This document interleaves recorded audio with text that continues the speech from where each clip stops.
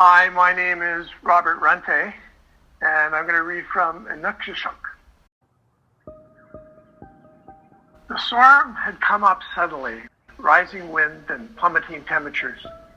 "Can't you do that remotely?" Matt asked, nodding towards the equipment shack 10 yards away.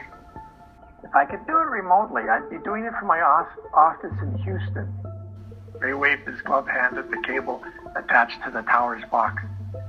"It's an anti-terrorist thing. You have to be plugged in directly, and the box has to be opened with the key fob physically present, or the cable cuts out." He felt sheepish explaining it out loud, as if some Russian hacker cared about the stupid tower in the middle of nowhere. Nothing but tiny snow dunes between them and the horizon. Bleak didn't begin to describe it. He remembered being surprised back in college when the deepest circle of Dante's hell was ice, not fire. Made perfect sense to him now. The woman, Iki, pointed her chin at the keyboard. "Hurry up then." She was the structural engineer who had erected the 220-foot G8 cell tower Ray was working on out here in the middle of the Arctic. Just her, with Matt piloting the Streitlighter that hauled it up. The ancient Sikorsky Cyclone that Ray had been assigned let him off in time to watch as the oversized blimp lowered the whole assemblage onto one of those Inuksuk statue things. That's what he didn't understand. Both of them had given such a hard time when he had innocently called it Eskimo, and here they were burying this Inuit statue under a couple of tons of steel. Why not just set the tower 100 yards in either direction if they were such champions of Inuit culture? He supposed it would look good in the ad. The juxtaposition of the old and new, the arms of the Inuksuk sticking out either side of the tower like it was holding the whole thing up. The company must have paid a shitload of money for the natives to sign off on that. When he had asked McVeigh what possible point there was to cell tower in the middle of nowhere, McVeigh had just said marketing. Like if the ad showed the company had coverage in the Arctic people would get, they could have coverage almost anywhere. Symbolic. Ray got that. But then, why send them up here to make the tower active? There was no one going by here with a cell phone. No people at all in any direction for hundreds of miles. And while the G8 tower could reach to the horizon at 220 feet, the horizon was a little less than 30 miles. Maybe that was the point. There weren't any natives around. They needed permission to fund or to pay off about the Inuksuk. But then, burying the Inuksuk under the tower would symbolize something quite different to the Eskimo sorry, and meant Inuit, and terrorism was back on as a concern. He finished meticulously copying the row of seemingly random numbers and letters from his notes into the appropriate box on the screen, waited for the program to verify the checksum, ensure he hadn't made any typos, and then hit submit to enter the command. It was all completely pointless, but Ray was a professional, and damn if any tower he worked on was going to have errors. Plus, no way he wanted to be sent back to this frozen hell to fix some stupid glitch. A new screen popped up for him to enter the next sequence. Time to break. "I gotta warm up," he announced to the others. They all headed back to the equipment shack and its wholly inadequate propane heater.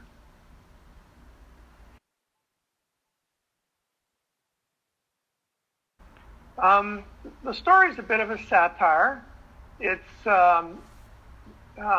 in response to a call for submissions by an editor that I admired that asked for us to take a historical artifact and endow it with magical properties. And so I wanted to use something Canadian, and Inuksuk are a fairly well-known symbol of northern Canada. So I took one of those as my artifact and endowed it with magical properties, and then had a cell phone company install a phone tower over top of it to everyone's great confusion as things unfold from there. So how did I plot this? Well, starting from the premise given in the call for submissions, I had to come up with that story idea, so I wanted them to build a cell tower over the Inuksuk to give it a little extra height. And then the satire of the story is the Americans and the Canadians and the First Nations sort of trying to deal with the magic of the tower. How did I develop the plot? I am by nature a pantster, which is to say I write by the seat of my pants. That's an actual phrase a lot of writers use. And often I only have the vaguest idea what the story is going to be when I start to write it. Half the time when I sit down to write, I just have the first few words that come into my mind and go from there and hope something coherent comes out. Other times I start with a character or a setting, some situation, and then let the action unwind from there. In general, I like to throw my characters into a situation, corner them in some trap, and then watch to see how they manage to get themselves out of that. Occasionally I get stuck and I have to abandon the story because I didn't really know where it was going. Or perhaps I just have to back up a page or two and then try again, have them turn left instead of right, and then see if that changes how things go, come up with a different twist. Occasionally, like with Inuksuk, I'm responding to a prompt or a theme by a magazine or anthology I'm aiming for. And so that gives me the general parameters of the story, but I usually don't have that clear an idea how that's going to work out until I get there. About half the time when I start writing, one of my regular sets of characters show up. So I have series of stories with 8 or 10 set of characters takes over, and it's not a conscious decision that I make. It just sort of happens. As the next line I type, I have one of them say something, and this is their story now.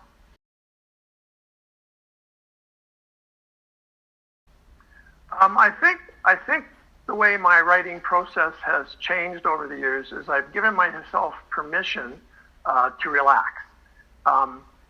When I started, if I started a story that I expect much time and effort, I would never want to revise it because it was perfect before I went on to the next paragraph. And that was a very dysfunctional way of writing. If you get too wedded to any one sentence, you can't change it, and therefore you can't evolve and improve. What I discovered was that writing was really about rewriting. It's in the revision stage that the story takes shape. So it's fine for me to just sort of pantser the original draft, because I know in the next draft I'll refine it and smooth it out and make it better. Whereas when I started, I was less happy with that just never works. So learning to relax, knowing that I could throw stuff out because there were other new words ready and willing to replace those, has been a big change. And be more spontaneous, not knowing necessarily how things are going to turn out, has helped me produce stories that are perhaps surprising to my readers.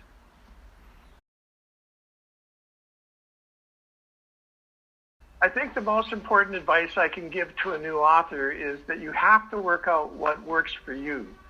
People are very anxious to tell you what works for them because that's the only way it works for them, and consequently they think that's the way it should work for everybody. But it really doesn't. How you plot a story or how others plot a story, it's very idiosyncratic. It has to be your approach and no one else's. So what I try to do is pick a character, pick a setting, pick a situation, and then let your character figure out, based on their personality and their attributes that you assigned them, what happens next. Other people need to sit down and plot everything out on paper. If that works for you, do that. There's as many different ways of approaching plot as there are writers. And so whatever works for you is what's going to work. And do try other people's methods as an experiment, but don't expect that when the workshop leader tells you this is the only way it works, that's actually true. And really, all of the advice you're getting is idiosyncratic. It worked for them. It's probably the only thing that works for them. Whether it works for you or not is left to be seen. So, I was taught to plot everything out ahead of time. That didn't really work for me. Made my stories quite stiff. What works for me is being a pantser. And, there are other writers that do that too. So I think my basic advice is for people to figure something out for themselves. So whatever works the first time, do that again.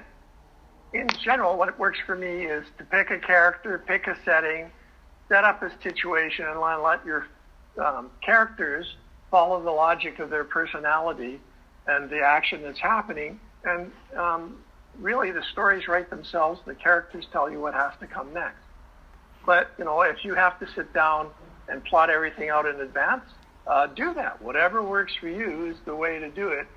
And to be careful in taking any advice that you're given with a grain of salt, because your mileage may vary.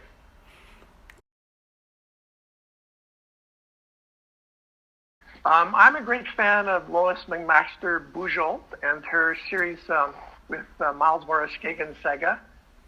The plots are all of them very intricate, but the underlying logic, again, the setting, the characters all interact in a completely logical and believably, all the characters are driven by their own individual goals through these various political intrigues. So it's so well fashioned. It's like watching the teeth of gears intermesh, twisting around each other as things unwind sort of inevitably as this cog fits into that slot. And as you see things unwind, as the story situations, everything makes complete sense because you follow the logic step by step as the author leads you through each event, which logically leads to the next one. But the end result is often a completely ludicrous situation, which is makes the stories very funny, but they're still believable because everything made sense, and you followed the sense of it, even though when you get at the end, you say, well, how did we get here? This is absolutely ridiculous. Or equally, she can be quite dark in some of her books. But again, it feels very inevitable as you follow through the intricacies of the plot.